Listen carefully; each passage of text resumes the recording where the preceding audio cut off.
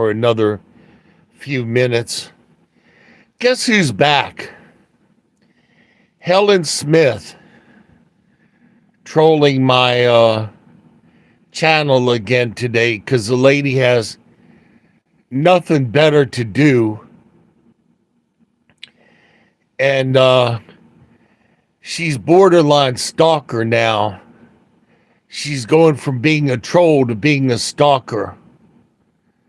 You know, I could understand it if somebody watches a channel and they disagree with something from time to time. But every time this lady comes on my channel, you know, she trolls me. So I go and I look up about her. It's always the same way, fam.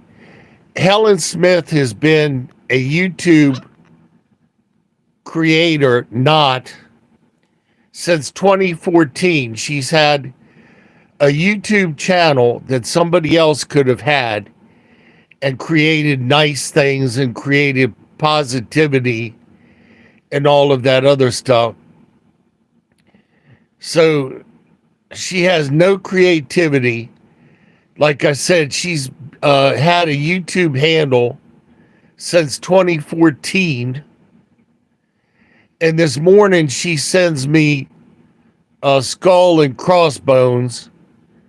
So I take that to mean that now she's going into some sort of wacko curse phase where she wants to curse Pop Pop and, you know, hope that Pop Pop is gonna, you know, kick over, you know, because of her cursing me, sending me the skull and crossbones emoji, you know.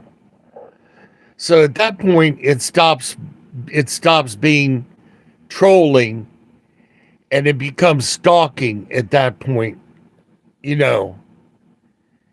And I have no idea. I mean, you all know me, fam. My channel doesn't have puppies and clowns. Thank you, Wilma. My channel doesn't have puppies and clowns and kittens and balloons. I mean, it's about keeping it real and helping people. I don't know what would cause this lady to, you know, send me a skull and crossbones emoji like I'm stupid and I'm not supposed to understand the intent, you know? So I do hope you all keep me in prayer, because the word says the weapons of our warfare are not carnal. They're mighty for the pulling down of strongholds in the enemy's kingdom. So this isn't a person that's after me. It's a person that's got a demonic spirit that's after me and wants to push my buttons and cause fear and trepidation, and that's the way the devil works. The devil works by trying to disrupt people, cause confusion, and to make people sad. Hey, Elizabeth Gale, thank you. So, like I said, I have no idea what about me has triggered this lady.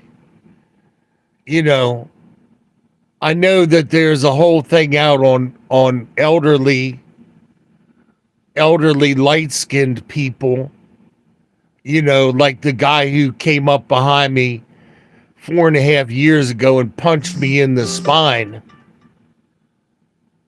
you know, snuck up behind me,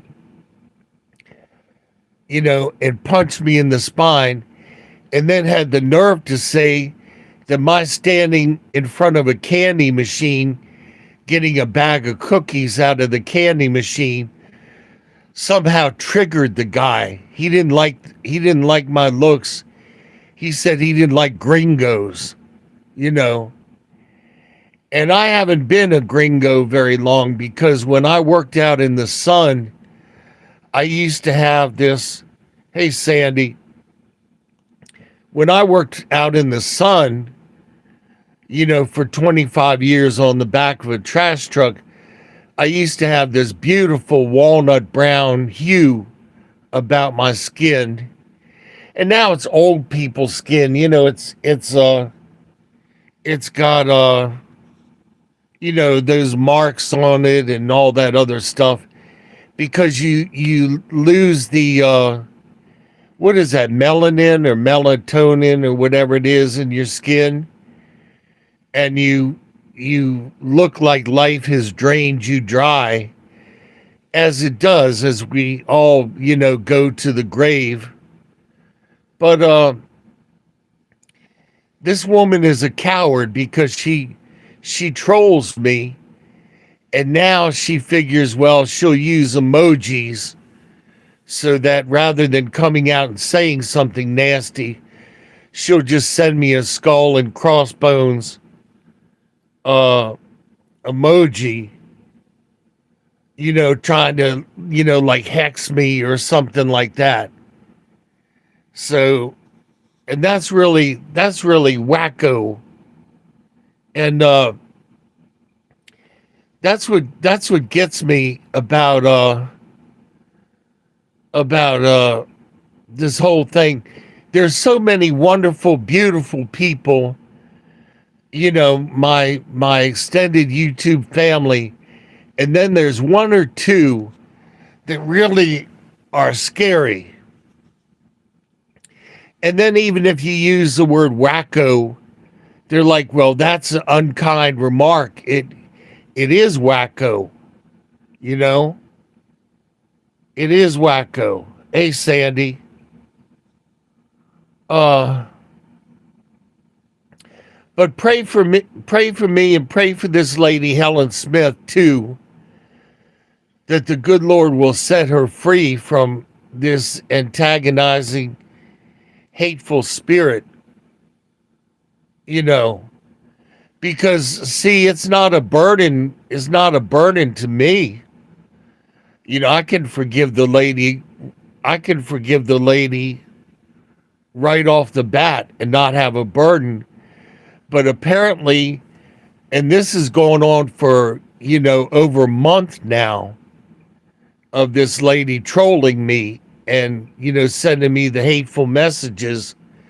So apparently she's burdened by me somehow, and I don't know, out of the thousands of videos over all of the years that I've been on YouTube, other channels, like I was the original Blue Heaven Bound, and then somebody spoofed that channel, so I erased Blue Heaven Bound, and then I was Welcome to Will's World, and YouTube sent me a message that said that my channel would have preeminence as far as when somebody searched on Welcome to Will's World. That didn't turn out to be true, because two or three other people started using Welcome to Will's World, so I erased that channel and closed it down. But and spoofing is a serious thing, because I worked at this company, and my supervisor opened up a email with my name, and then he sent it around to people in the company, insulting messages and stuff. And it wasn't until months later, and my newer boss told me that I had sent him a disparaging email, and I said, that wasn't me. That wasn't me. I don't roll with my name like that. And I said, why didn't you tell me back in April that you had gotten this? Hey, Yellow Moon, how are you? I said, why didn't you tell me back in April when you got the text message, that you had gotten this, somebody spoofing me. So they sent it around to everybody in the company, and I said, well, I don't even have half of these people's email addresses to have sent them, if you think about it. But these people can be very devious, very devious. So, I mean, I'll take the lady at you know, uh, seriously, but I'm not going to worry about it to the point where, I'm going to wake up one night with her standing over top of me. But in the spirit, that's certainly what she's trying to do, sending me the skull and crossbones. But and see, there's so much more in this world to worry about. I mean, the attempt on Vladimir's life. The president of the bear country, and he says that he's going to retaliate. He says if he finds out that it's the Iron Eagle, us, that sent this drone over trying to wipe him out, then the gloves are off, and the U.S. and the bear country are going to get into it. You know, somebody's trying to stir that up too. So, and that's a shame. That's a shame because, the Russian people, they want to plant their potatoes and live their life and hug their kids just the same way as the average American wants to plant our garden and live in peace and drink our lemonade and hug our kids. The same way for the people in Ukraine. If you type in Ukraine and you see that they're blasting these people's houses, there's one old woman, she's like 90 years old, and she walked away from her house, and a rocket came and struck her house and blew a 200-foot crater into the ground. That's the love of God protecting that lady. But by the same token, she doesn't have a house now. And she's like, well, what threat was I ever to anybody? What have I ever done? And the dangerous part that we're in now is now that half of the people want to get rid of Vlad to stop the war, and the other half of his country wants to get rid of him because they want one of these generals, these hardline generals that'll take the war to the, nuclear limit. So he's got both sides that want to get rid of him now. And he's living in a bunker. That's the way all these dictators wind up. They can't trust anybody. They wind up, excuse me, living in a bunker. So I want to give a shout out to my supporters to thank you all for Terry and Dibble Crafty and Laura and Cassie and just everybody who has sent me well wishes and sent me a package of diapers here and there, because to tell you the truth, old Pop leaks like an old Studebaker after that guy punched me in the spine. And I've forgiven him. I don't have any hateful feelings at all for the guy. And I'm actually grateful that he didn't punch me higher in the spine, because if he had, I wouldn't have control over my lungs and my breathing, and I'd have to have I'd have to be on life support with the trach, where they cut the hole in your throat and they put the tube in your throat. So at least he didn't cost me that. And people don't operate in reality. And then the guy says, oh, it was just a joke. Oh, come on now. Oh, come on. You know, get over it. Well, how am I supposed to get over it when I've been a prisoner in my room for 4.5 years now? And he's out and about riding around in his blue pickup truck and neglecting his family, spending more money on his vehicle than on his wife and his child. And I was merciful to him. I didn't call the cops or anything because he would have been deported. So I was merciful to him. And then he turned around and he slandered me with a hotel staff saying that I had triggered him somehow, that caused him to do that. No, he was high that night. He was high. He told me he was getting high on the job, and I told him, I said, well, that's nothing to do with me if you don't value your job. And they didn't let him go after he attacked me. They let him go a long time after that because they needed him to fix things around the hotel. And they couldn't find another handyman for cheap.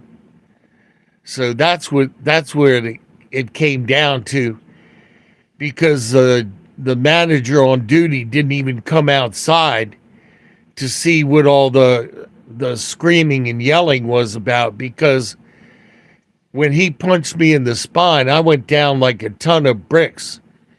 I've never had anything hurt that bad. And believe me, I screamed at the top of my lungs.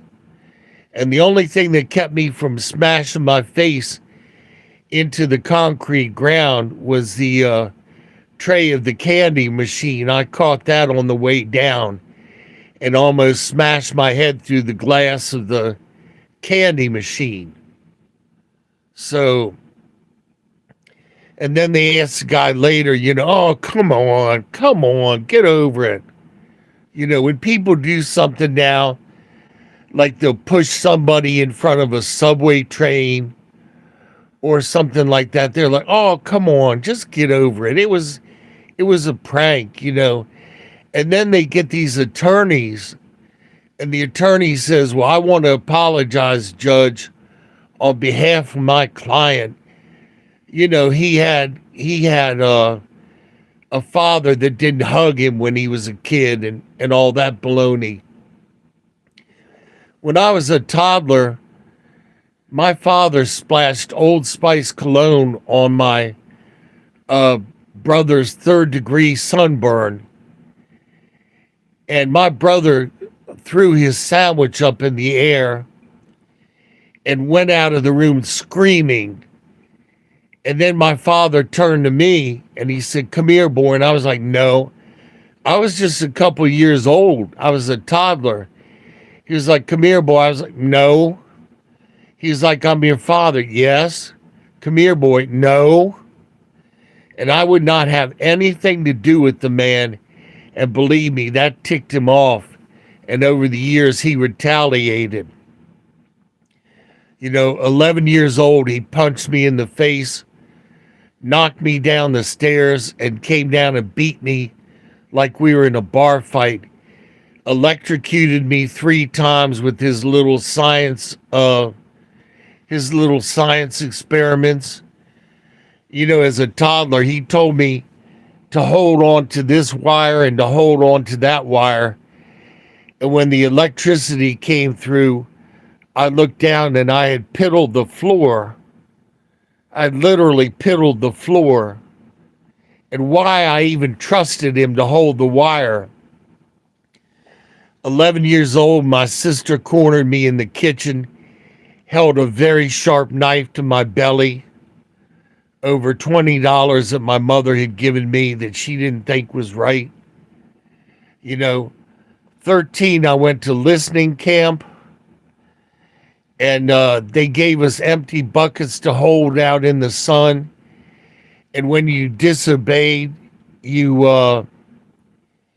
got a little bit of water added to your bucket. And when you hold 30 pounds of water on each side in a bucket out in the hot sun. By the time they let you put the buckets down, your arms are like spaghetti.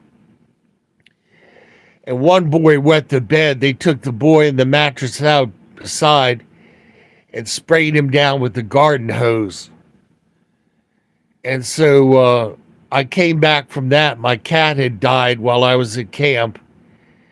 14 years old, I went to work full time at an Esso station with men that farted and scratched themselves and picked their nose and all this other stuff that I wasn't used to, because my parents were eggheads. My mother was a Egyptologist. My father was a writer. So we weren't allowed gross, common stuff. I didn't know what a zit was. I didn't know what the F word was, you know? So I'm having a hard time with no tripod. You know, it's making my arm hurt holding the camera. But I wasn't going to make a video, but you know, this lady Helen Smith going after me again today. She thinks that I'm just going to lay down and take it. She doesn't know me very well. So, but in any case, when I get done here, I'm going to turn off the camera and pray. And when I lived in Montgomery Village, there was a guy who was going around putting these little, you know, weird quotes on telephones and stuff. And I prayed for a few months. I said, Lord, I'd be interested in bumping into this guy and finding out who he is. So I went into the Giant, and this man pulled out a pack of cigarettes. He asked for a light outside the Giant. When he pulled the pack of cigarettes out of his pocket, there fluttered the little cards that he was putting in phone booths, and it was El Creepo himself. And I told the man, I said, I prayed for 3 months that the Lord would have me bump into you someday, and here you are. So Helen Smith, don't think that I can't reach out in prayer and have the good Lord take care of business, because there's nobody that can hide from the good Lord. And I've done it before. When I worked at CompUSA, I almost said lived there because I worked so many hours. But when I worked at CompUSA, there was a guy that made fun of my name. And so, in any case, day after day after day, he ground me down. So I started to pray about it. And the guy called me Billy. And I hate being called Billy. It's like somebody calling me Hillbilly or something like that. And he comes up one day, and I had prayed about it for weeks. And he goes, well, Billy, hey, Hungry, how are you? He goes, well, Billy, good news. I'm being transferred to CompUSA down in Florida. And I looked up, I was like, thank you, God. Thank you, God. This guy is finally out of here. But it takes a while sometimes. But the good Lord will handle his business if you turn it over to him. But 14, I went to work full time. And 15, I got the boot at home, put out with just the clothes on my back.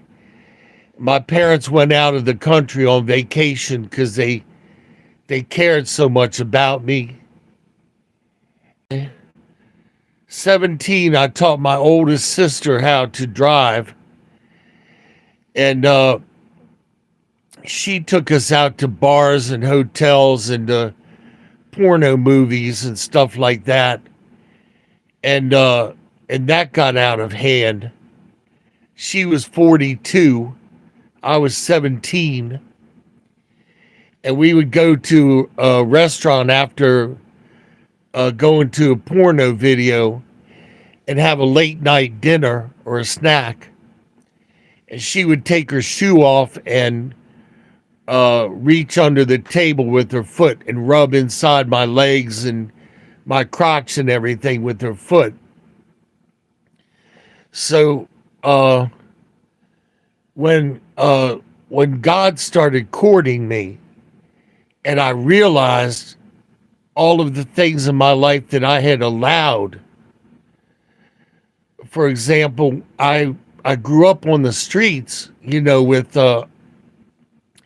drug addicts and prostitutes and everything else like that. I lived in a halfway house where the men were raping each other and a lot of drugs. I never got involved with drugs because I had to rely on myself. So I never got involved with that, praise God. And there were people that tried to turn me to the Lord, and it was always like a stop sign that I had run, that I went past. And then finally, when I got born again, when I got saved, the ugliness of everything hit me. And I was like, oh my God, I'm so sorry. When I was 17, my girlfriend ran over our little boy with our own car. I was at my parents' and they never hugged me or said we're sorry or anything like that. I just collapsed on the ground. I said, oh God, my boy is dead. Oh God. My parents were like stone cold, And over the years, I had tried to get something going with my parents again. It didn't happen until my father was 80 years old and I was with him on his deathbed. And God gave me the grace to see him off. The rest of my family left my father in the hospital on a slab. And that was that. So I went and was with him at his, time of passing, patting him on the hand and telling him I loved him, which was very difficult at the time after everything he had done to me. When I went to my mother's funeral when I was a kid, I actually went with a very pretty prostitute who looked like the girl from Andy and Mayberry. She looked like Helen Crump. And she was more of an escort. And she went with me to my mother's funeral as a shoulder to cry on. We didn't have any involvement or anything like that. Very pretty lady.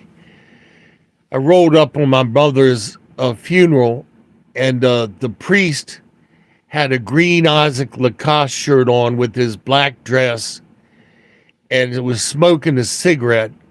Total disrespect. My brother was laughing like an idiot, like he'd gone out of his mind. And we were the lead pallbearers for the casket. And I told my brother, I said, I'm going to have to slap this silly out of you if you don't get a hold of yourself. And so buried my mother. And then when I went back to the gravesite to visit her, the soil was wet and I sunk right up to my knees.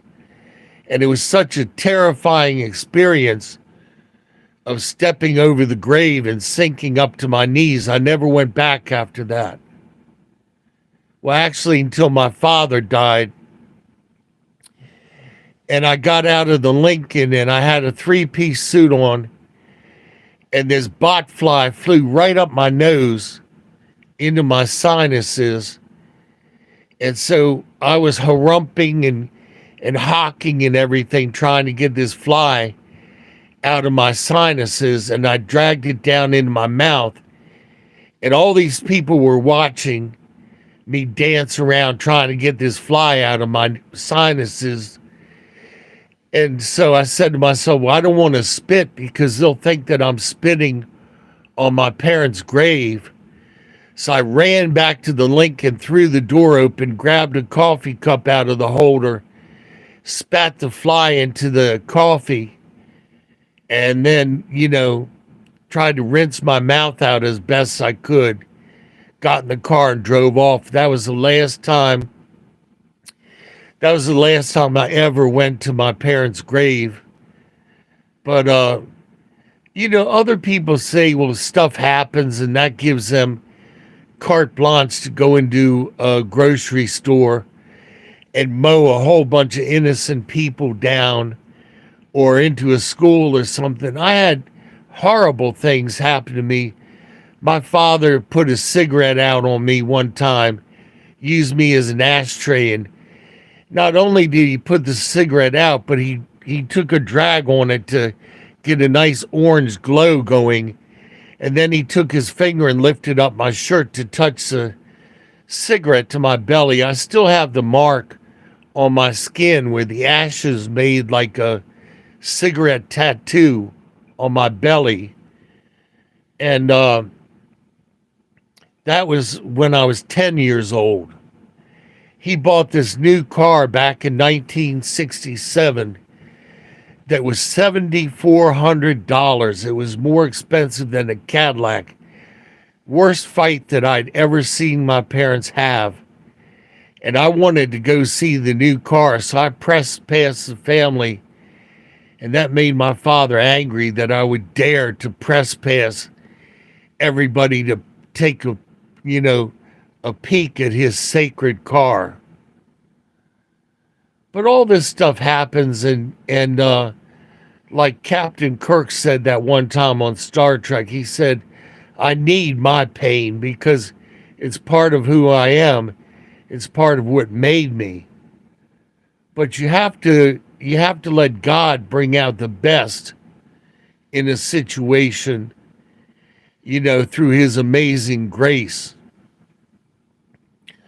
So getting back to Helen Smith, I have grace. I'm going to turn the camera off. I'm going to pray for you that you get set free from whatever this is that has given you such a hateful spirit and such a hatred for me. Pop out.